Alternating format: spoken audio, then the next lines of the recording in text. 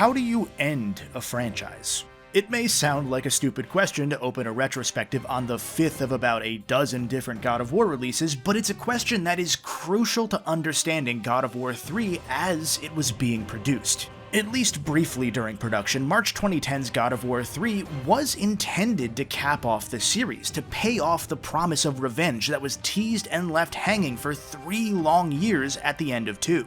There was a luxury to knowing a few years ahead of time where you were going, that by locking the second game to PS2 hardware, it ensured both that Santa Monica Studios' young development team wouldn't succumb to the pitfalls of starting over from scratch on brand new hardware, and also that this third and final game would be able to go all out and utilize the PlayStation 3 to fully pay off this massive scale war against Olympus. The counterbalance to that is that the weight of these incredible tech showcases, the weight of a series that immediately became PlayStation's flagship, doesn't ever rest comfortably on your neck. Only one person has ever directed more than one God of War game, and 8 months into God of War 3's development, that man put in his 2 weeks.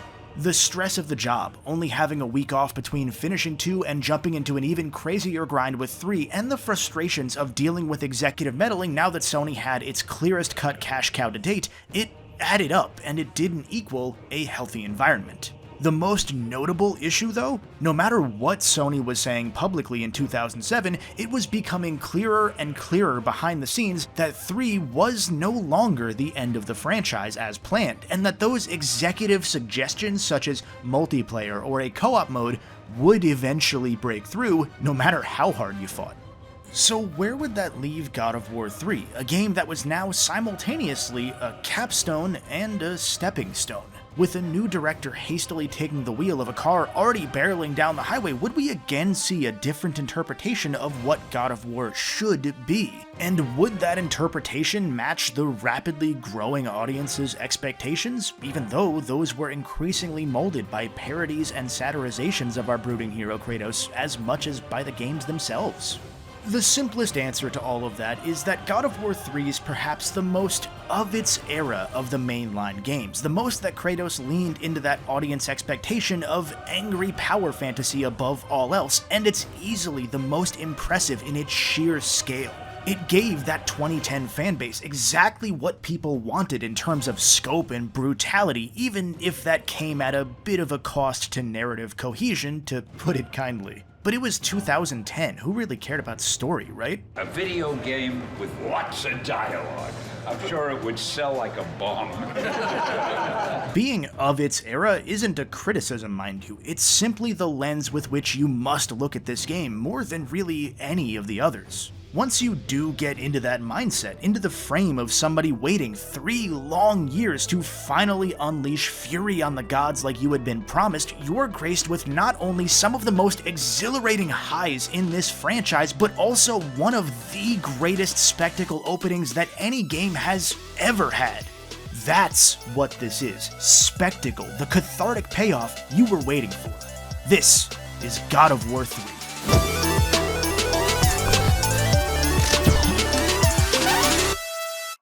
The hands of death could not defeat me.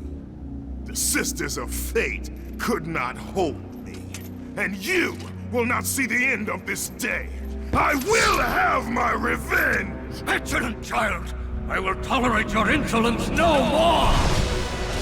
One of the standout focuses of every God of War title is the opening hour, that tone-setting introduction and level that digs its hooks into you and locks you into the journey to come. It's such a difficult thing to nail that in the first 2 games, it was one of the very final things that Santa Monica Studio tackled in production. In this third game's case, that incredible pressure on the development staff was even greater than normal, not only because they were locked into the basic premise of the opening thanks to 2's cliffhanger ending, but because they felt that with this game coming out over 3 years after the PlayStation 3, they had to shatter people's expectations of what was achievable on the console. What better way to do that than take all of the most difficult things to make in a game at the time and do them all at once? After the opening scene sets the stage, putting focus on the main set of gods that Kratos is going to obliterate, we're treated to an extended half-hour boss fight on the back of the Titan Gaia, Kratos' grandma if you're keeping score. Our first target? Poseidon, because water's always such a difficult thing to make look good, and the team just wanted a challenge. As Gaia is climbing, the god of the seas takes a colossal watery form, stabbing through her multiple times with what I'm just gonna go ahead and call horse crab appendages.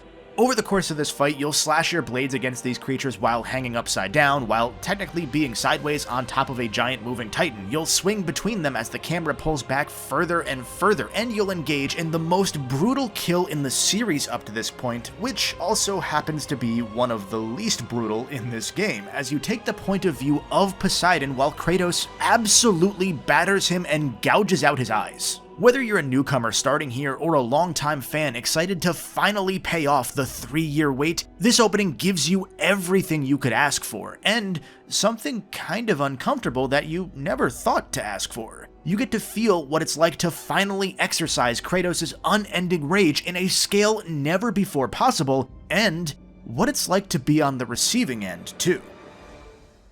Now, if you're trying to be more like Kratos in a slightly different way and open your Pandora's box, you should take a peek at today's sponsor, adamandeve.com. With the code BOLT at checkout, you can add an extra kick to your QuickTime events with 50% off your bedroom tool of choice, along with free shipping in the US and Canada.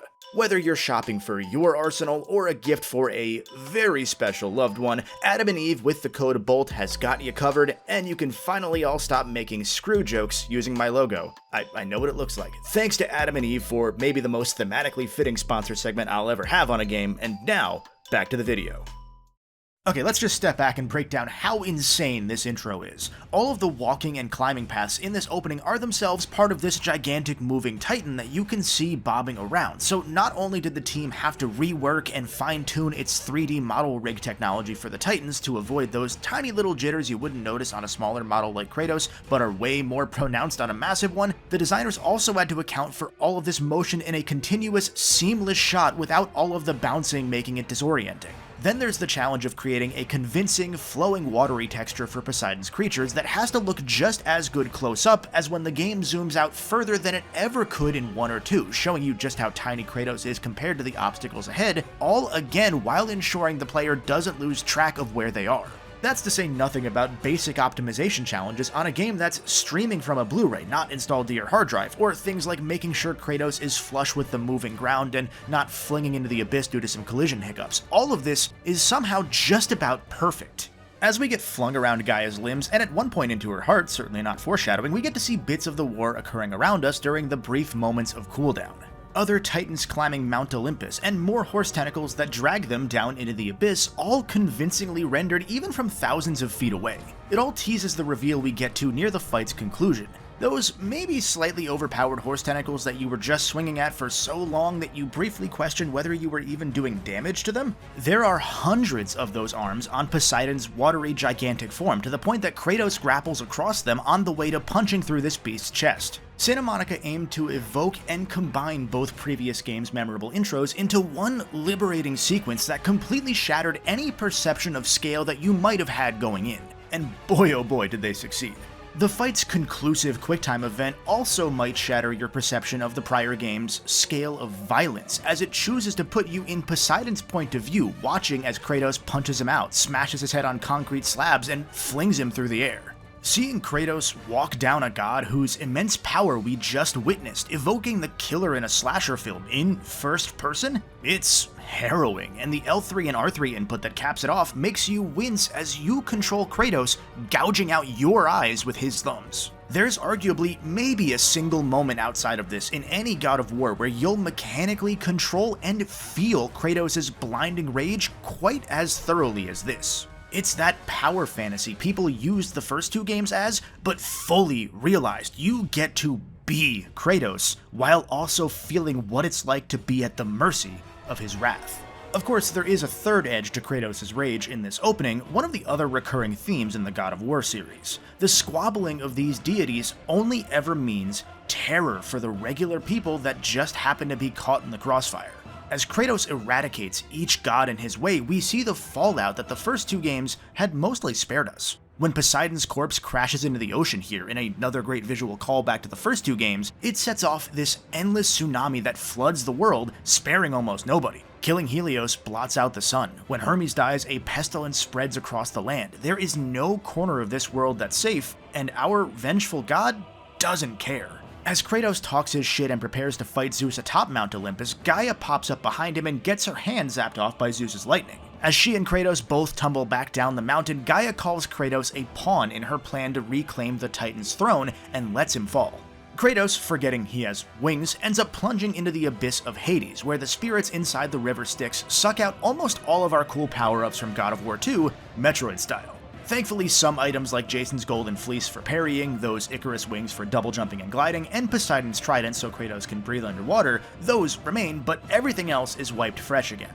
The familial cycle of betrayal and revenge echoes once more, with everybody involved blinded to the impact on the world around them, the people they see as worthless or a means to an end. Every single faction involved would happily leave an abyss in their wake. They would rule over a kingdom of ash if it meant achieving their goals. This is the true tragedy of God of War 3, at least as much as Kratos' Pyrrhic vengeance itself. By the end of the game, the developers are almost yelling that you shouldn't like Kratos, that the significant number of people buying the game just for that catharsis and destruction are missing out on a massive chunk of the story and subtext.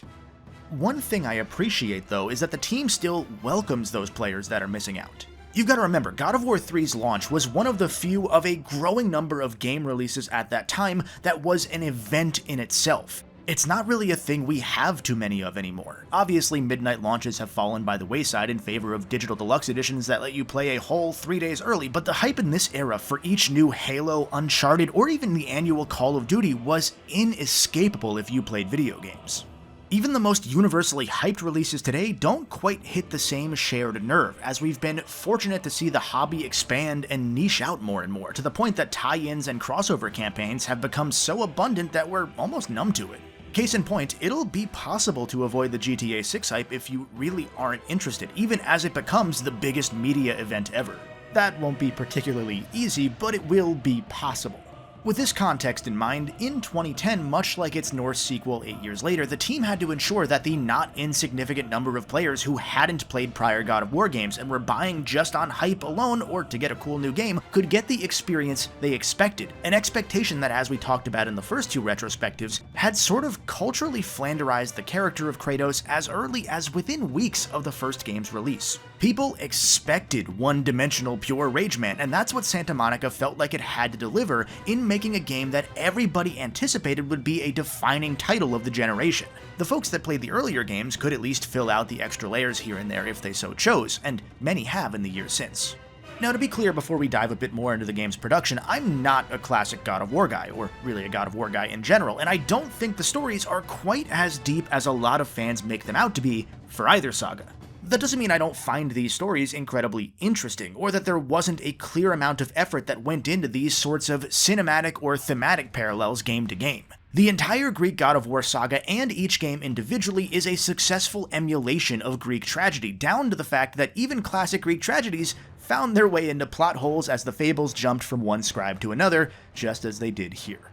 I just want to get that out of the way, because while the connections from 1 to 2 are pretty easy to plug into place, 3's plot is frankly a bit of a mess, a symptom of the game's weird place and time as both a series finale, a send-off for Kratos, and the prelude to Santa Monica's next God of War title that much of the team already knew was on the horizon, whatever form that game might end up taking. It doesn't help that the story was sort of jerked in a few different directions in its early phases, as was much of the game. Series creator David Jaffe outlined his vision in a 2010 panel with the other 4 God of War directors up to that point, suggesting that relatively early on, at least to him, the plan was to kill Zeus immediately in 3, both to be subversive and to open a power vacuum where Kratos then has to fight off both the Norse and Egyptian gods trying to come in and take over Greece. If you're keeping score, yes, that means the idea would have been to kill a total of 2 major gods in the first 2 games and then sprint through potentially dozens in the third. This multi-pantheon war would culminate then with Kratos realizing that all gods are bad and wiping himself out too. In the climactic moments of David Jaffe's God of War 3, players would then use the PS3's patented 6-axis motion controls to mimic a wrist-slicing action, and there'd be 2 ending scenes, one signaling the rise of the Abrahamic religions, and then Kratos becoming the Grim Reaper for some reason, with the Blades of Chaos being melted down and becoming his scythe. God of War 2's director, Cory Barlog, who did write much of 3's final story progression prior to leaving, wasn't going in that direction.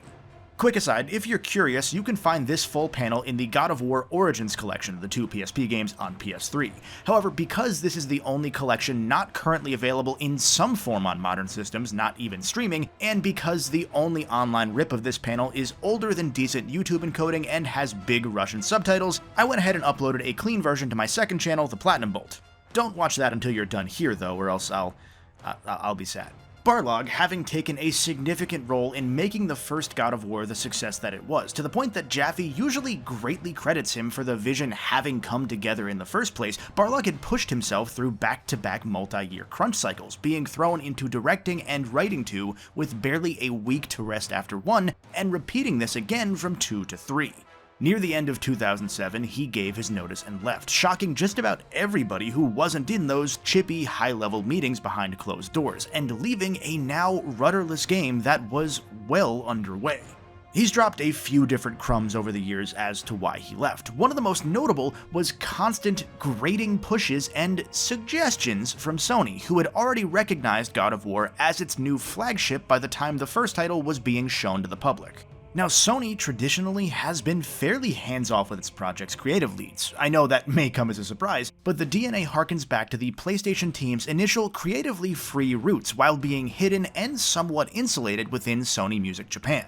That history spans 10 years in its own right, but just a few quick examples of that creative trust so we don't get too far off track. During the PS1 days, most of the iconic Sony games you think of weren't made in-house, but by external teams who jumped at the opportunity to work on a more free-form console, often after years of dealing with Nintendo and to a lesser extent Sega's incredibly strict structures, both in Japan and especially outside it. During this period and in the early PS2 era, Sony had this informal policy of funding more or less whatever a studio partner or creative lead pitched if they'd already produced a couple successful titles for PlayStation before.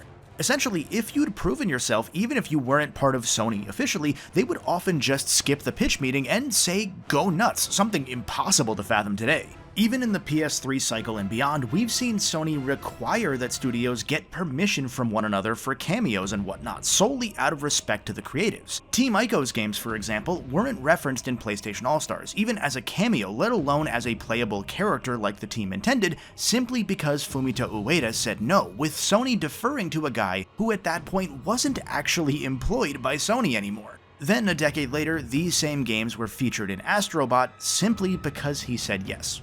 There was even this pervasive trend where Sony would spin off independent studios, often providing seed money to the studio founders who were looking to do something new, before then paying much more just a few years later to formally acquire the ones that proved successful. That trend was part of why David Jaffe technically left Sony after God of War, to try and make bank selling a studio of his own to Sony like all his friends had been doing.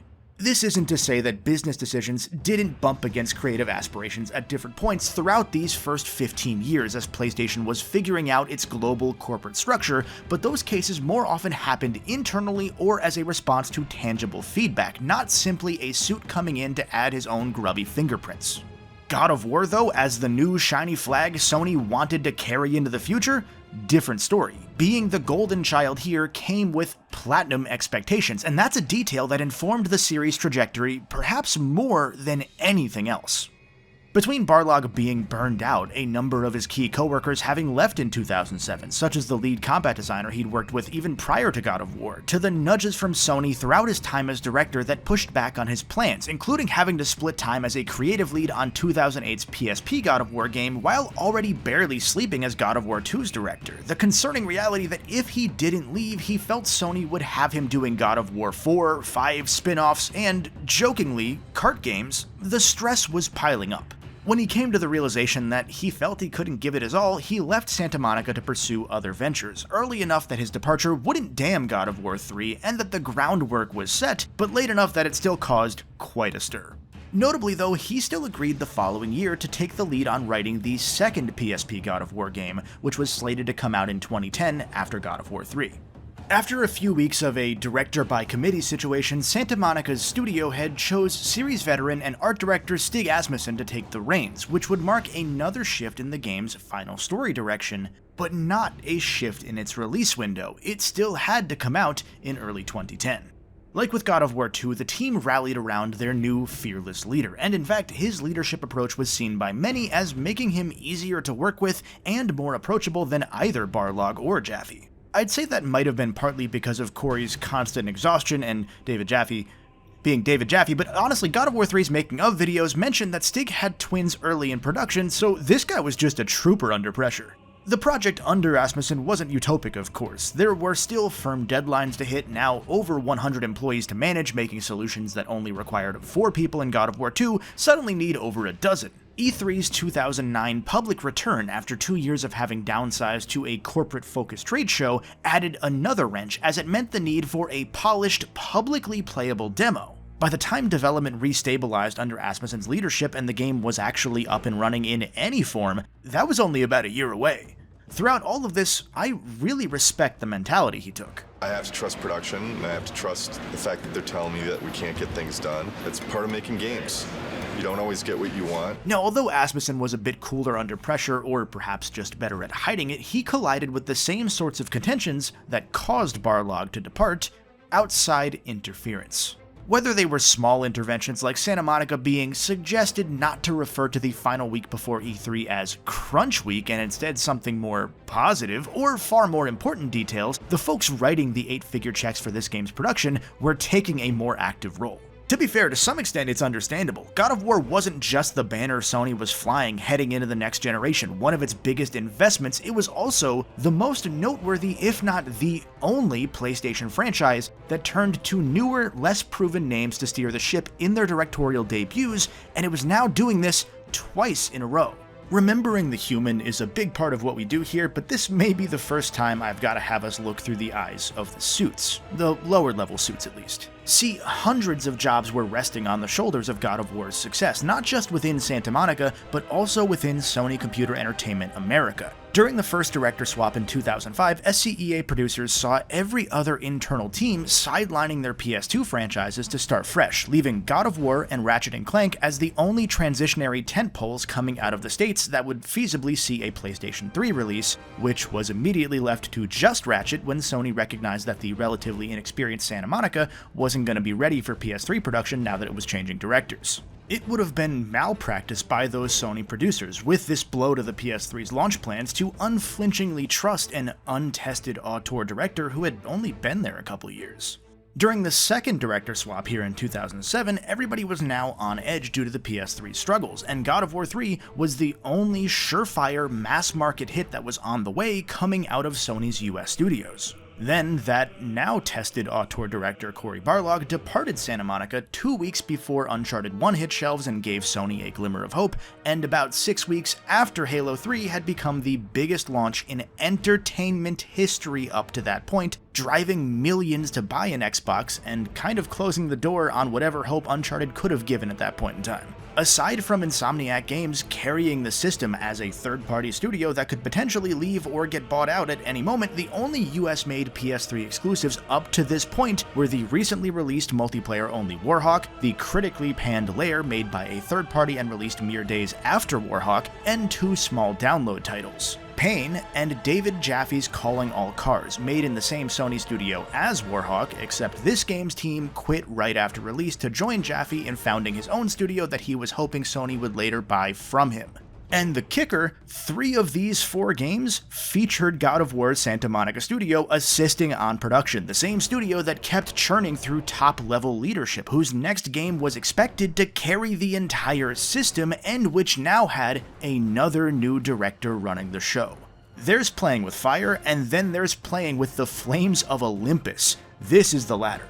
Again, it would have been a fireable offense for Sony producers not to have stepped in more actively, given how much was riding on these blades of chaos. Now, whether those producers got too in the weeds with their exuberant support, and that was what drove folks like Barlog to leave, it's harder to say.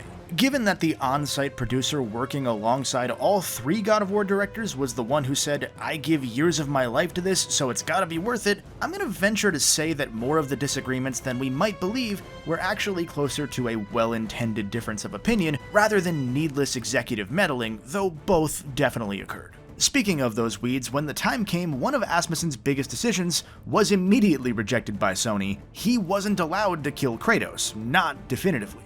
It didn't matter how much Santa Monica, or more specifically the exhausted people at the top of the team who had been grinding since 2003, may have wanted to end the trilogy with a conclusive bang, because like the game's protagonist, Sony wasn't ready to let go. After all, there was a successful PSP prequel already out by this point in 2008. Plans were in motion to release a PS3 remaster of the first two games in 2009, Sony's very first HD collection. The second PSP game was already being planned for the second half of 2010, only half a year after God of War 3's firm release window. Even by the time God of War 3 started production, Sony was behind closed doors looking well past that, looking for ways to integrate things like multiplayer or maybe co-op gameplay of some sort, and to keep, frankly, milking the series and milking Nope, can't say that one. To really hammer this all home for you, I mentioned when talking about God of War 2 that the series ended up with 9 distinct releases from 2007 to 2013, the second most prolific span of time a PlayStation series has ever seen. That includes an ambitious Java phone game, 2 PSP games, technically 3 HD collections, and 2013's $50 million prequel with the multiplayer mode that Sony desperately wanted, which had its own multi-million-dollar ad campaign, including a Super Bowl commercial. On streaming, not TV. If you expand the timeline out to 2014 and 2015, there's another port of that first HD collection in case you wanted it on Vita, and an even H-D port of God of War 3 to the PS4, the version you're seeing today. The original HD collection was one of the first games that got PlayStation Plus's free 60-minute trial treatment back in 2010. Kratos was on Slurpee cups ahead of God of War 3's release. God of War's feature film was first announced in mid-2005, mere months after the first game came out. Much of this context is key to understanding both how God of War got here, to its third new director in 5 years, technically fourth with the PSP game, and why this game sort of plays it safe mechanically and narratively. Do not get me wrong, as a spectacle, this is absolutely not a safe game. Nobody in the now 130-person dev team as of 2010 could ever have been accused of phoning it in for even a day. It's got some of the most unimaginable set-piece moments even all these years later, to say nothing about the cathartic crusade of chaos from cover to cover, truly giving players every bit of pain they wanted Kratos to inflict on the gods without veering too far. The most gruesome example of this is only a few hours into the game, when Kratos decapitates Helios with his bare hands and uses that head as a flashlight item and blinding stun attack for the duration of the game. Certainly not Kratos' first decapitated head item, certainly not his last, but as the team really wanted to focus in on the brutality here, thousands of man-hours were spent over the course of multiple years just to figure out how to do this and make it look, good? I don't know that good's the right word for that. In my opinion though, the one that's just as wince-inducing and maybe more impressive overall is when Kratos is fighting Kronos much later on in the game. Like with the opening, Santa Monica ran into the issue of making Kratos move and fight smoothly along a Titan that's itself also moving. Here though, it's not just as a level you're scaling. Kratos has to interact with his grandfather's gigantic hands as he fights back, all in real time. In this fight, the game has nowhere to hide, no creative development tricks to pull when it comes time for the QTEs of Kratos ripping Kronos' fingernails off. Ugh. Again, this is all to say that stylistically, the game does not play it safe. It's more that mechanically, 3 is an incredibly polished, well-balanced, but generally safe echo of the first 2 games. That's mostly a consequence of having to spend so much time scaling up, reworking everything for the new console, and going so far into the kind of spectacle that still does genuinely impress well over a decade later, not to mention that it didn't need to add too much to the formula in 2010, when all players wanted was more of this, period.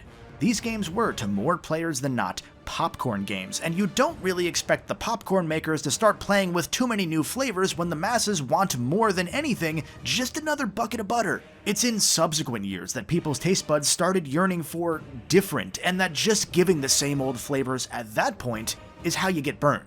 Plus, you almost have to wonder if the grind, the change in leadership, the general instability during that crucial point early on in production led to this safer approach. Just do what you know in a way that's as impressive as possible and keep your risks limited to doing many of the same things, only more impressively. Considering Santa Monica's next God of War after 3 also struggled to find ways to innovate really at all to the general player, with by that point in 2013, 10 years of non-stop production grind, you start to see why those running 3's production wanted to definitively kill Kratos and try to move on. On the subject of focusing mostly on what you know, bosses aside, most of God of War 3's enemies are repeats of prior games. Some of them, like the Minotaurs, continue the trend of having new weapons, attacks, or variants, and the stone-gazed Gorgons can now turn nearby enemies to stone when defeated, period, rather than only when parried or just by ripping off one specific one's head as a permanent item for the 3rd consecutive game. After all, we've already got a head item. Even with some of the new enemies in mind, when playing on Titan difficulty from the jump, I didn't really have to tweak my attack strategies much from the earlier games. By my count, there are really only 3 enemy types that are inarguably new. One of them is a juiced up Cerberus, which appears in, I think, only one fight. Then there are a few variants of these new hulking Talus statue foes, which are really fun to battle. And there's the Chimera, which is easily the coolest, changing up attacks as you take down each of its 3 different heads. Part of how the game covers up for some of this enemy retreading is in simply being able to house several times more enemies on screen at any given time. Those pesky archers feel a lot different when there are 30 dudes you have to get around to get to them after all. And again, to be clear, me calling some of God of War 3's aspects safe does not mean they're not well crafted. Remember who's talking here. My favorite series is the definition of playing it safe most of the time, and I still love it. Nothing wrong with this series doing the same, but it sounds more derogatory here because God of War has been held to a number of different but always higher standards over the years. I feel the entire franchise would be so much better understood under this lens of being more a cinematic popcorn game that's always been aimed more at a wider audience than just capital G gamers, even as it shifted direction to match the shifting tastes of that casual audience. To put it another way, it never has been and never will be all that deep, and that's more than okay because usually it's just deep enough. In God of War 3's case, it's iterative mechanically, so it's still going to be good no matter what, but it's not necessarily innovative, let alone transformative. Even 6+ hours in though, I was continually impressed that no 2 combat encounters felt quite alike, especially given that limited enemy variety and the inherent risk that repurposing so much could have easily led to the game feeling bland and samey. Another element that adds to this feeling that 3's this incredibly polished, next-gen kinda retread is that 3 of our 4 weapons are flavors of Chainblade. You've got Vanilla, now prestiged back to level 1 and renamed the Blades of Exile, with some new unlockable move options as you level them up, of course. You've got Chocolate, the Claws of Hades, obtained when fighting, well, you guessed it. These aim a little bit higher in the air and have a bit more range, but the moves themselves aren't too much to write home about. Similar to 2's Hammer and 1's Army of Hades power, the Claws have a magic attack that summons undead souls, although this time you can summon spectral forms of most of the game's enemies. Outside of the genuinely badass moment when you unlock them, that's really the coolest thing these claws have going for them. In this game, you don't get separate magic power-ups anymore, they're linked to whatever weapon you're currently using. The Blades of Exile, for example, grant you the Army of Sparta, an AoE phalanx shield and attack. Think of it as a variant of God of War 1's Poseidon's Rage, down to getting stronger as you mash circle. Third in our Chainblade Neapolitan is the Nemesis Whip, which is actually the 4th weapon Kratos obtains. Although it has a shorter range than the other blades, it's disgusting when upgraded, letting you launch enemies the fastest, and its Nemesis Rage magic is similar to 2's Chronos Rage, chaining its electrical shocks between enemies, only here it takes very little magic to activate, chains way further out, and deals way more damage. Notice how very little of all of what I've said here is a new concept really, so much as the team massaging an old ability following the same formula. The non-chain weapon is taken from Hercules, the Nemean Cestus, a big old pair of gloves. These feel so wonderful to use, just that exact right level of slow, crunchy punching. That's important here, since they're likely going to be your second most used weapon, as they're the only way to destroy Onyx obstacles or armor. Now to be clear, as with prior games, there is a depth here that I don't feel qualified to get into. Like most folks, I'm here for one awesome playthrough and then maybe some repeats every few years when the itch returns. Just because I've pointed out the games aren't that deep doesn't mean that they have to be shallow pools. I trust that you understand that nuance. Even the die-hard combo specialist would agree though that Devil May Cry this series is not, and for good reason. It fulfills an entirely different purpose. You're playing God of War to be wowed by spectacle and destroy loads of stuff after a long day to burn some energy.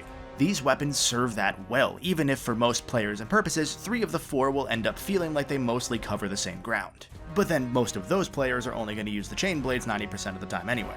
You can swap between weapons using the D-pad now, even cycling through them mid-combo if you press L1 and X together. Options that solve the minor problem 2 had, where you could only have the blades and 1 secondary equipped and had to pause to swap that secondary. The combo meter's timer itself feels closer to 1's blink and you'll lose it than 2's much more forgiving cooldown length as well, but thanks to the easier swapping and getting to take down so many more enemies at once in such higher fidelity, I think I'd end up choosing God of War 3 most days if I had to pick. It's just that when you look beyond the spectacle or play the games in rapid succession, you realize that they might already be close to squeezing the last drops of blood from the stone by this point, and that doesn't bode well for a series on which Daddy Sony was increasingly staking PlayStation's future. On its own though, it's iterative, polished, maybe a little safe, and simply awesome all around. The small changes add up, even the ones that aren't used that often. The grab system expanded to let you ride and control larger enemies like Cyclopes or Cerberus by stabbing them. Nobody give Kratos a horse. It also lets you use dudes as battering rams, which feels hilarious and wonderful. QuickTime event prompts have moved from right on top of you to the corresponding edge of the screen, which is helpful mostly so that you don't accidentally press the wrong button. We've all jumped the gun before. Your limited magic is separated out from a new item meter as well, which refills on its own after a few seconds. The standard God of War bow and arrow is moved here to finally solve it having wasted your magic the last few games. Later you get Hermes boots for short dashes and wall running, and there's the aforementioned Helios head for light. I will say the head gets a little lame since as soon as you get it, many collectibles instantly become a matter of seeing some faintly visible sparkles and shining a light on them. Not really many new or creative ways 3+ games in to hide big treasure chests on a fixed camera, so I get it, but this sort of thing's a little cheap. Collectibles follow the formula to a T too. Find a number of Phoenix Feathers or Gorgon Eyes to upgrade your magic and health. There's a third set now for your item meter, the Minotaur Horns, and like in God of War 2, there are secret godly items that add gameplay modifiers for your future playthroughs. Again, the name of the game broadly was polish up the prior foundation even more than it already was, and A+ on that front. The puzzles are some of the most fun ones in the series, lots of clear Zelda inspiration in these multi-part dungeons like Hades' Palace that don't go too long like they sometimes did in 1 and 2. Another great example is Hera's Garden, which sets up some really rad MC Escher perspective puzzles. It's just nice that few of these ever drag. They last just long enough to cool you down and avoid combat arenas popping up too quickly after one another, an issue that both 1 and 2 ran into at times. Obviously there are the bosses to get into as well, although not as many as you might expect for a game built on the promise of, okay, you'll actually kill a ton of gods this time, we swear. Plus, they bounce between stellar and underwhelming. For every tense, multi-phase encounter like Poseidon, Hades, or Kronos that highlights why almost nothing else out there was doing quite what God of War could, there's a god you kill in a QuickTime event with little fanfare, or a giant scorpion that's both uncharacteristically punishing and buggy for a series that usually puts polish and experience as the #1 priorities. Also, a good third of the main Greek pantheons actually never mentioned in this franchise. Not that throwing even more in here would have been a good thing, but it's an interesting omission that could have saved some stuff for later had the Greek saga not petered out a few years later. Speaking of omissions and oversights, let's go ahead and get back to Kratos' swim in the sticks and talk about the final part of God of War 3 that feels safe, to be a bit generous, its story. There are only a few aspects of this plot that I would consider particularly good, and even then, there's a lot of lifting to be done to get there. So after Gaia betrays Kratos for really no particular reason, he ends up down in Hades, where Athena's Force Ghost appears for the first time. In addition to taking his blades, lowering them back to level 1, and expecting him to be thankful, she tells Kratos that her sacrifice in death helped her ascend to a higher plane of existence. Same. And that Kratos must destroy the Flame of Olympus to help her take down Zeus. Keep in mind, she died because she didn't want Kratos to kill Zeus and continue the cycle of dad killing in the last game, so something changed both behind the scenes and in story now that she's above even the gods. The crux of the story is that Pandora's box, the same item we spent the entire first game trying to open, needs to be opened again, because Athena thinks Kratos missed something inside. After 1's events, Zeus shoved the box into the Flame of Olympus, as no living thing could survive touching the fire. While trudging through Hades, Kratos encounters a talking statue of the box's namesake, who briefly reminds him of his daughter Calliope. And he gets a bit of vague insight from Pandora's creator, the forge god Hephaestus. Zeus had trapped Pandora somewhere to avoid her being used to open the box and destroy Olympus, and as the game progresses we find out that Pandora is closer to being the key to the flame rather than the box, and the thought of sacrificing this kid Kratos starts associating with his daughter sets up an internal conflict within him that isn't super earned. Honestly, the people that call 3's Pandora plotline a retcon, they're not far off. The game trips over itself a bit here trying to hide all the red ink. Eons ago, after ousting the Titans, Zeus had Hephaestus forge the box to shield the world from all the horrific evils exposed during that war. Hephaestus a bit later in the game shares that after forging Pandora herself out of the flame of Olympus, he bonded with her and deceived Zeus into hiding the box on Kronos' back to avoid Zeus finding out that Pandora was actually the key and taking her away from him. Look, it's gotta be a lonely existence being weird Greek Geppetto while your wife is out cucking you with everything that moves. Let's go ahead and ignore that Zeus had helped Kratos at the end of one, knowing that that would mean him opening the box. In doing so, all those evils that Zeus had locked away were sent back out into the world, evils such as the rage that absorbed Poseidon to the point that he began abusing a captive princess, or Aphrodite's lust that overpowered any other care in her life. That's where Hephaestus sits. Most crucial to the plotline is the fear and paranoia that infected Zeus himself and caused him to betray Kratos in 2. Again, his motivations don't really pass the sniff test unless you really twist yourself trying to justify it. For the purposes of this game, Pandora's box is important because Athena's Force Ghost, again, just figures Kratos missed a spot. Pandora herself is barely present until the final few hours, as Kratos spends most of the journey going back and forth between Olympus, Hades, and the giant caverns and chain of balance that connect the two with some load-masking flight levels. You can tell what they're going for, intending for Kratos to recognize that Pandora is this pure, innocent kid being used as a pawn by the gods, deepening his resentment for them ever more, but in practice, Kratos ends up whiplashing frequently between his usual rage and uncharacteristically dropping everything for Pandora, at one point even after only having spoken to her for, I'm serious, 30 total seconds. The most notable example of this whiplash, maybe the clearest example of Kratos choosing to be an absolute, unjustifiable bastard at times, is midway through 3. He finds an enslaved princess chained inside Poseidon's chamber, chooses to kick puppies over a spiked pit and through a portal in order to activate a weighted platform and, surprisingly, free the poor woman. Only later he throws her onto a door's lever to hold it up for just a moment, violently crushing her so that he can make it through the gates just to say hi to Pandora for 15 seconds. You can't tell me these braziers couldn't support at least as much weight, and the one new piece of info Pandora gives you is on a scrap of paper right below anyway. It's insane. It's not as if Kratos hasn't thrown mortals to their doom before, or crushed somebody in order to solve a puzzle even. He's always been excessive enough to have been a perfect fit for Mortal Kombat. It's that this moment is almost understated. There's no camera work like in the other games that would sort of show you and Kratos that this is the only way forward. It's meant to be this bit showing that he's no better now than the gods he's hunting, and they rush through it so quickly just to rush the following scene too. There's absolutely a story to be told regarding Kratos' conflict as we see more of Pandora, between treating her as you'd expect he would his own daughter, her existence as this non-living, non-dead key, the truest example of something innocent that doesn't deserve to be caught in this crossfire of revenge, someone that shouldn't be seen as a godly plaything. But they don't really reckon with much of it in practice. It's a missed opportunity. And, you know, there's the whole thing about Kratos recognizing an innocent being jerked around unfairly by the gods right after he, a god, brutally murders an innocent he just spent 10 minutes saving to save 5 seconds instead of grabbing something else nearby. That doesn't help, but that's kind of what 3 is. We can't spend much time better weaving the tale because we have half a dozen more deities to kill in the next 3 hours. In 3's rush to make you feel a rush and plow through all of the most iconic members of the Greek pantheon, since, you know, they were really hoping to end the saga here, there are a disappointing number of gods or figures that get crushed just as quickly as they pop up. On one hand, I get it, there's just too much to get through in one game, but it still flies by without any time to really focus on the impact of all of Kratos' deicide. He only sees a few titans after leading them to war, only once seeing the impact of their battles that are certainly destroying cities. It'd take so much manpower to put together, I know, but it's still disappointing to only really see it in one small arena. Similar to how it's a shame that each god Kratos kills releases a manifestation of their evil on the world that we only see for small bursts because Kratos spends much of 3 inside or underground.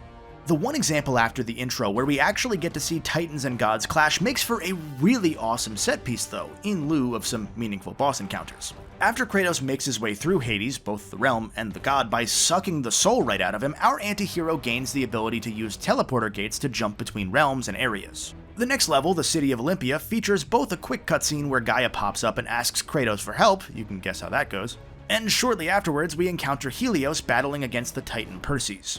This is that one arena I mentioned, and seeing them duel in the backdrop as we're fighting hordes of soldiers and a string of new enemies that are starting to trickle into the game, it evokes that feeling of Ares or the Colossus trudging around in the background during the first two games' big city levels, only here it's one screen, not a whole moving level. The latter callback is doubly fitting since the Colossus of Rhodes is a statue of Helios. We may not exactly fight them head on, but it's one of the only chances we get to deal with both a titan and a god in the same battle. Kratos uses a ballista here to smash a few birds with one stone. Legally, for the purposes of this sentence, big fiery flying horses are now birds, okay? After meandering over to Helios and showing the sun god why Kratos is such a terrible chiropractor, he makes sure to take care of Perseus too after the subsequent dark cave area. Both awesome spectacle moments, followed by dispatching Hermes half an hour later by mashing square. Even the game doesn't pretend you should care about this guy. To catch a fly from the ass of Zeus is not worth my time, Hermes.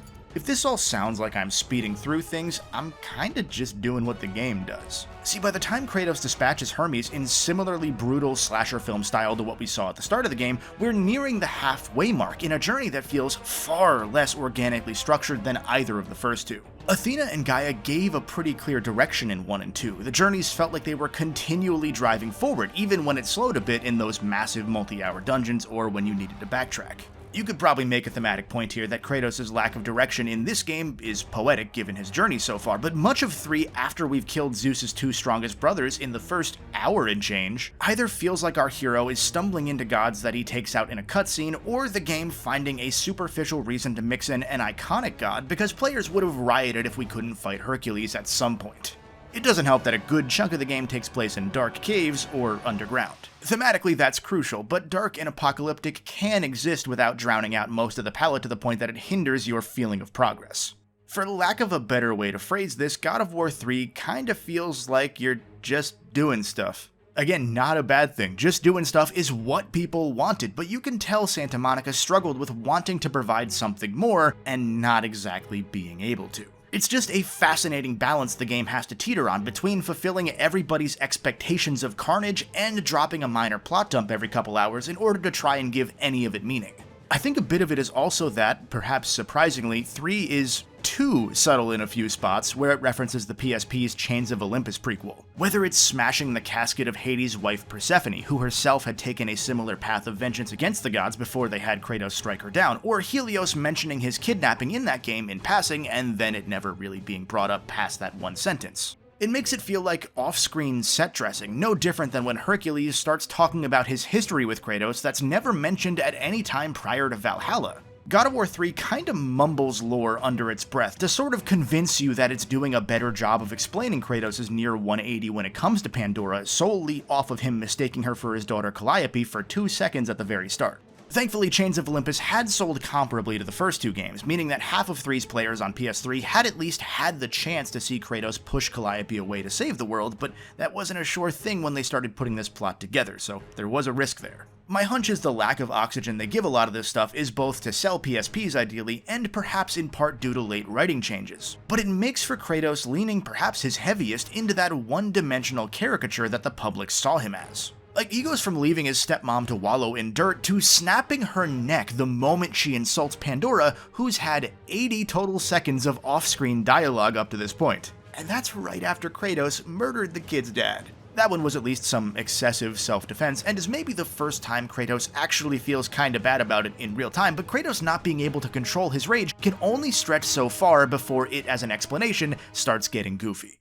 By the time we find Pandora, hidden deep in a labyrinth made by Daedalus, the Daedalus of Icarus whose wings Kratos stole in the last game, our intrepid adventurer has already killed the sun, flooded the world, freed the spirits of the dead to rise out of the underworld, caused a pestilence that would kill just about anybody not yet killed by all of these things, and destroyed all plant life. So, normal Monday. As they escape the labyrinth, there's a fun shift on the saga's usual formula, with Kratos and this small invincible child having to work together. It's not too long, and it's mostly opening gates for Pandora to crawl through, but Kratos having to slow down like this, well, it's good practice for a few centuries later. Pandora showcases a clear understanding of what she must do, even as Kratos tries to protect her from it. She shares stories of hearing Zeus and the gods' fear, particularly of Kratos, and as their fear grew, she found that she gained more and more hope. Once they reach the top of Olympus, Kratos holds her back from running into the flame, at which point Zeus finally reappears and we get the start of a brutal spectacle of a fight. An intense multi-phase endeavor calling back to multiple different highlights from the saga so far, a truly worthy end to the series, and one that was difficult enough that 1 in 7 players that made it up to this point gave up, earning the trophy just before this one, but not past it.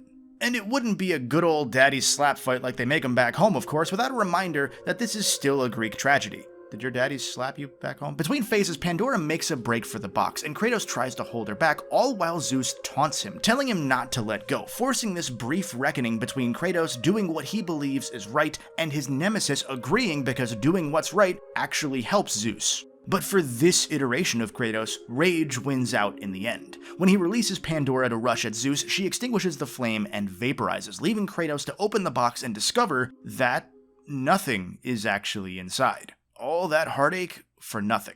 Suddenly, Gaia shows up to close that plot thread off, and Kratos has to fight his dad inside his granny's heart, a fitting end to the cycle of familial betrayal. Then comes the kinda slapdash resolution, put together at the 11th hour after the team didn't feel satisfied with the original ending.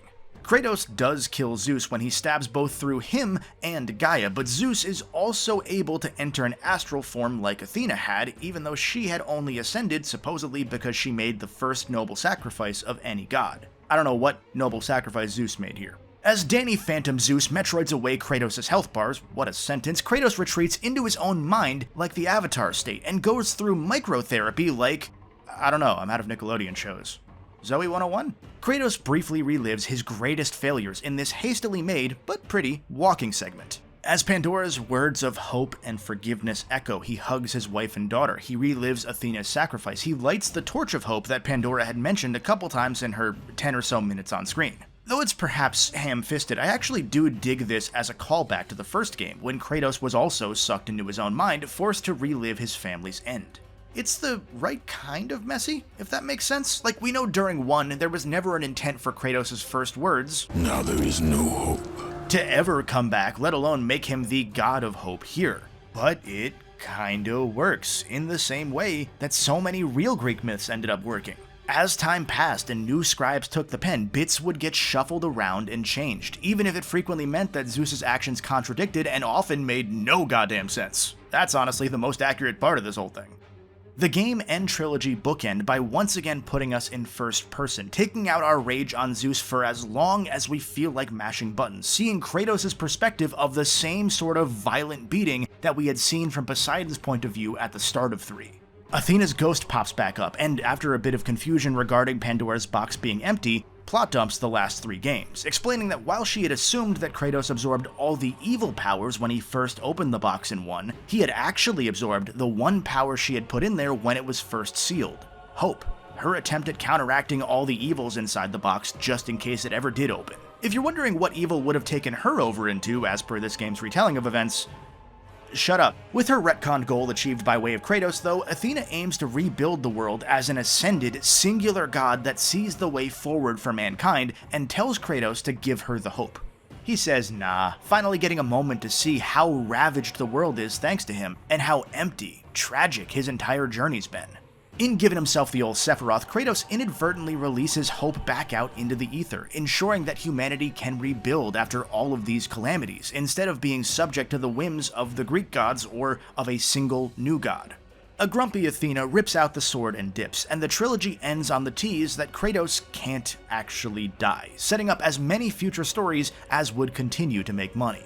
I don't need to reiterate how messy it all feels at times. So much of our story takes place in a handful of plot dumps that hours can go by without feeling progress. Actually, it takes that page from 1's book too. Whenever you see a stylized animation every couple hours, you're in for incomplete bits of lore to help fill out the puzzle. God of War 2's favorite trend returns as well, where you run into a random character who monologues at you for a bit before you kill him for new gear, but here it feels more pronounced due to those random characters being major Greek gods and their demise being magnitudes more vicious. I also hope I don't need to say again that none of this detracts from the whole of God of War 3. While the story is an important pillar, in this saga it's always been in service of setting up the spectacle and gameplay. That's what most buyers were looking for during this era. We wanted to smash Zeus's face, and as long as the journey there was even marginally legible, we'd be happy to save the lore implications for fan wikis. Moreover, we can see that with some data, thanks to us having global trophy percentages of anybody who's booted up any modern PlayStation game. We don't have fully representative numbers for the PS2 or PSP games, of course, but 3 was the best-selling game in the series, and as the finale of this trilogy, nearly half of players that ever loaded this up on PS3 made it to the end. Even more if you only count the ones that actually played the first half hour up through the first trophy, cutting out some of the borrowed from a friend or logged into the wrong account types. And it's that high despite those players that I mentioned earlier who gave up at the Zeus fight and probably googled the ending. During this era, you were lucky if a third of people finished your game. That's why my story critiques are just for fun here. We all knew what we were buying and we got exactly what we expected. People were invested the whole way through. A higher share of players reached God of War 3's credits than any of the top 100 plus PS3 games I checked. The closest, funnily, Modern Warfare 2, solely because such a low portion even started the campaign. God of War 3's original PS3 version is actually in line with the Dads of Boy, which speaks to how insane it was for 3 to pull this kind of retention a decade prior. That might be the best indicator of them all, of just how monumental a pillar God of War was in the gaming scene during this era, something that often went underappreciated by snarky a-holes like me who didn't like it being the golden child at the time.